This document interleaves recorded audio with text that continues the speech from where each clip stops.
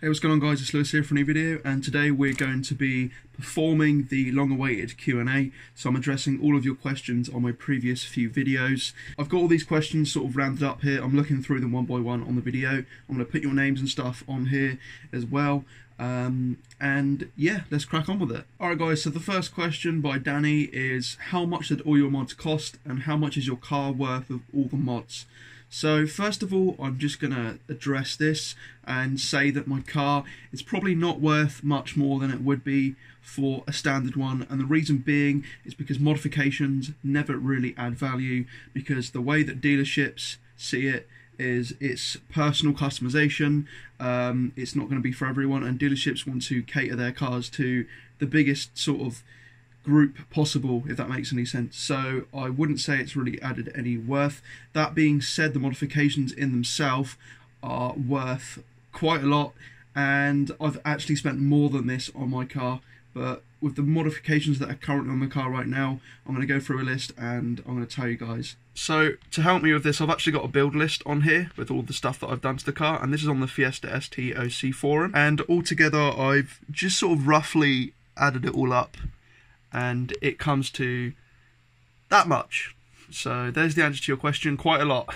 Obviously, a lot of this is over the space of time. I haven't bought all of this at once. Some of it is finance, some of it I'm paying monthly for, some of it I've bought outright. So yeah, the bigger bits I'm paying monthly for, the smaller bits I have bought outright. And the reason for that is because where I'm thinking about keeping this car permanently, I don't really mind paying every month for parts that I can enjoy my car more with, but pretty much all the second-hand parts, you know, all of the second-hand parts have been bought with money, and some of the bigger bits like the shifter and stuff I am paying monthly for. Right, so the second question is by Kian Willie, a avid follower of the channel. Thank you, Kian. And the question is, what wide body are you getting? So the wide body is coming very soon, actually, and it is the AirTech Auto Specialist wide body. It looks like it fits really nicely onto the car. It's going to be bolted on, so I'm not going to be bonding it on just yet.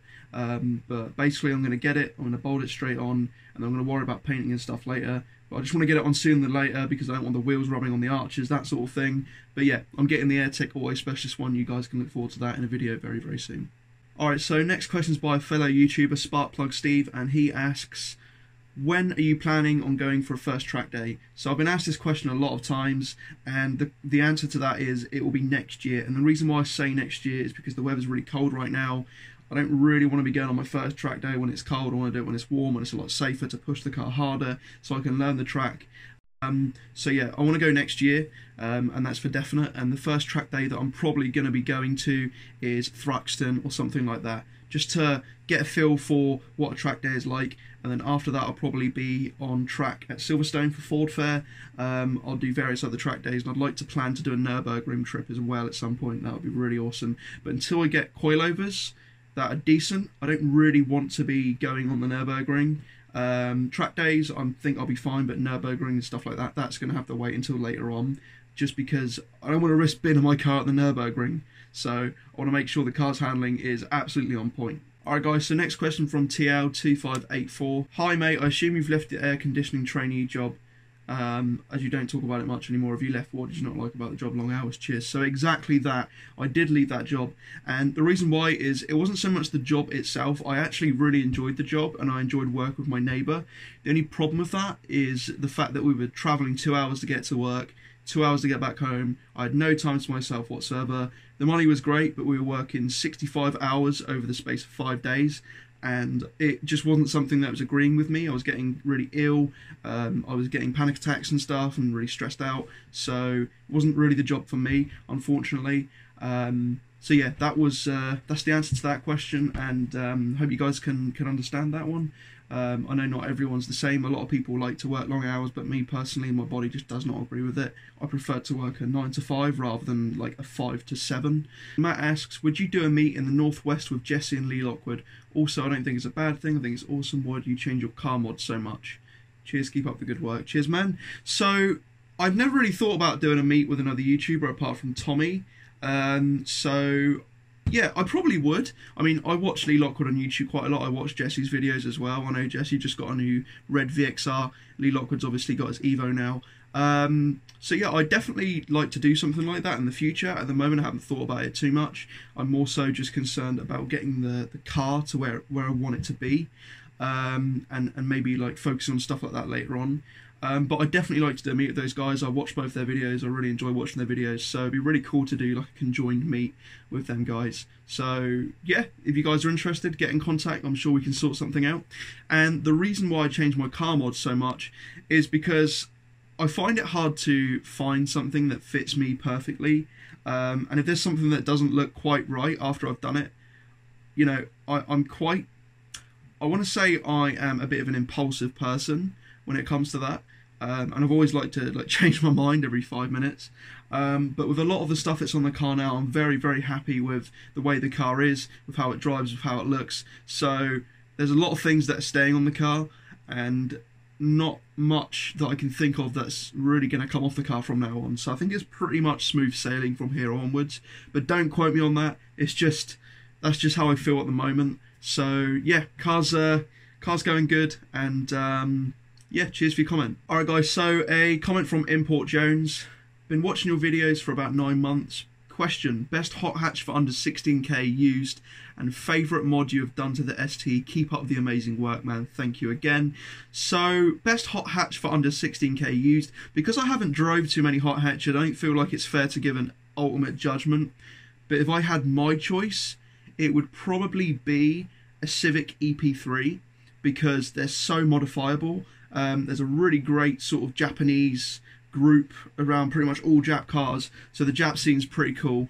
But yeah, probably the Civic EP3, and just because I've driven a couple of them, I've really enjoyed them. And you can probably pick up a super mint turbo one or supercharged one for under 16k. Actually, yeah, you could pick one up for under 16k. Other than that, probably like a Clio RS 197, something like that. They're pretty cool. Maybe even, you know, if we're talking under 16k, it could be anywhere under maybe like a Mark V ZTEC S. That was a really fun car that I used to own. But apart from that, there's so many cars going through my head, but the best hot hatch for under 16k in terms of fun factor, I would probably say either the Civic EP3, and not being biased, but probably the ST180, which is the car that I've got. But again, I'm not going to put that as the primary car because it's what I have, and we're talking best hot hatch. Pretty much, you know, I've got the ST, I'm going to say the ST. But yeah, Civic EP3. And my favourite mod that I've done to the ST is more than likely the CAE shifter, and the reason for that is because it has such a great way of giving you like a connection to, you know, the car, the way you're driving the car. You hear the clunks, you hear everything, it's beautiful. So I definitely say the CAE shifter has probably been my favourite mod that I've done to the ST. Other than that, probably the power, and maybe like the interior, like the bucket seats. They've really, you know, made the ST feel a whole lot more safer to be in, because the old seats that I was sitting in, which are the standard seats, personally, I felt like they were a little bit sloppy. I didn't feel like they held me in that well, whereas these bucket seats held you in really, really well. So yeah, I'd say probably it'll be between the shifter and the bucket seats, with power out of the question. Other than that, having the power is yeah, it's good stuff. So power is definitely a one on there as well. But yeah, the best one, CAE shifter. Alright guys, so we got a question from Liam Middleton here, and the question is a very typical question, but what would the next car you'd like to get and why? Also, watching your videos has given me a ton of ideas of things I'd like to do to my ST. Keep it up. Thank you, dude. So the next car that I'd like to get after the ST is quite a tricky one. I would more than likely say, in terms of like a daily, I'd like to go with a BMW 6 Series, just because I've always really liked the way they look ever since seeing one of them at the old place that I used to work in the workshop. It was absolutely beautiful. So I'd probably say a BMW 6 Series. In terms of maybe something a little bit less dailyable, but something a little bit more fun, probably a Mark V ZTEC S modified. I already said it if you guys have watched Tommy's video. That was like an awesome car. I really, really enjoyed it. So I'd probably get one of those. Furthermore, you know, maybe like a Glanza or something. That'd be quite cool just to try that out. Glanza would be definitely a really cool one. Or maybe an ST150, you know. But yeah, I've not really thought ahead too much, so I don't really know, but it's probably between the 6 Series or the Mark V Z-Tech S. There's going to be a review coming out very soon. It's going to be a very special one. Haven't filmed it yet, but we'll be filming it very soon, of my old Mark V Z-Tech S.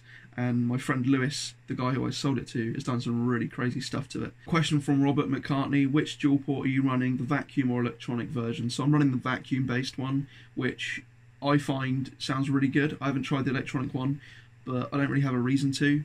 I did recently have some issues with my car, and I thought that the dual port was the cause. Turned out that it was nothing to do with any part of the recirculation blow-off system. It was actually the throttle body, I believe, all along. So yeah, it's the vacuum activated one there. So next question by Martin Boyce: is your car still usable as a daily? The cage and harnesses don't get annoying? Yeah, it's perfectly fine. I haven't had any problems with it. Takes me literally 10 seconds to get in the harnesses. Seating is very comfortable on these seats that I've got now. You know, the cage is not a problem.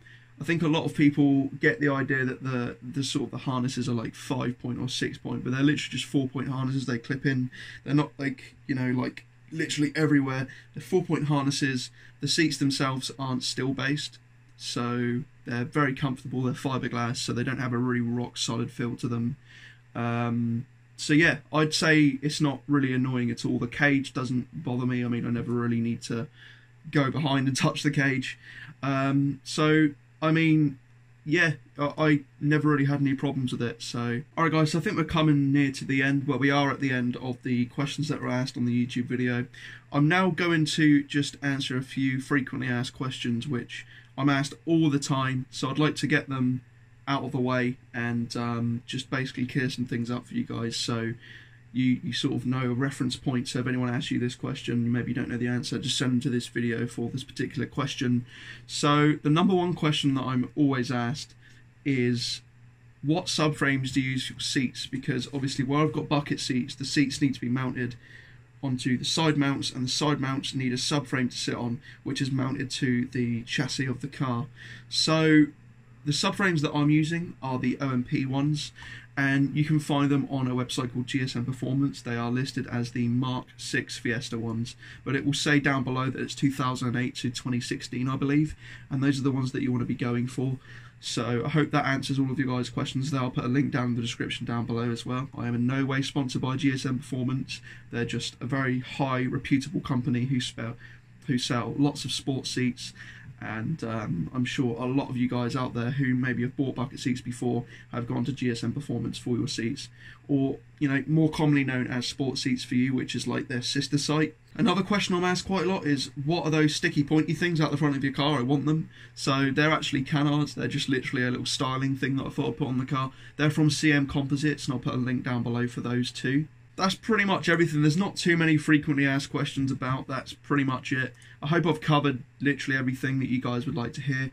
I'd like to finish off this video by giving a massive shout out to the Master Troll, Alfredo Mussolini. I really enjoy watching your comments. Genuinely, your comments make me laugh. So please continue to comment on my videos, on other people's videos mentioning me, because you are literally the best troll ever, and I just really enjoy reading over the comments. You literally cannot escape this guy. Like, what is this shit? I appreciate you guys watching this video. As I said, there is plenty to look forward to. I'm actually starting to plan out some videos now. Note them down, write down, not scripting, but just write down like what I want to make, like titles, just to make me remember things better, because I've got really crap memory, and there's a lot of car reviews coming out in the future. I'm doing a review on a 410 brake horsepower Mazda 3 MPS. I'm doing a review on my old Mark V Z-Tech S. I'm doing a review on a Peugeot 206 GTI. I'm doing a review on a X47R Fiesta, RT330 Fiesta. Just tons of stuff. There's loads more to come. So I hope you guys enjoyed this video. It was more of a sit down, sort of speak to you sort of video, because with a Q&A, I like to sit down and answer questions. So that's pretty much it for this video. I hope it wasn't too long for you guys. I hope you enjoyed, and until next time, you stay frosty, and I will see you in the next video. Goodbye.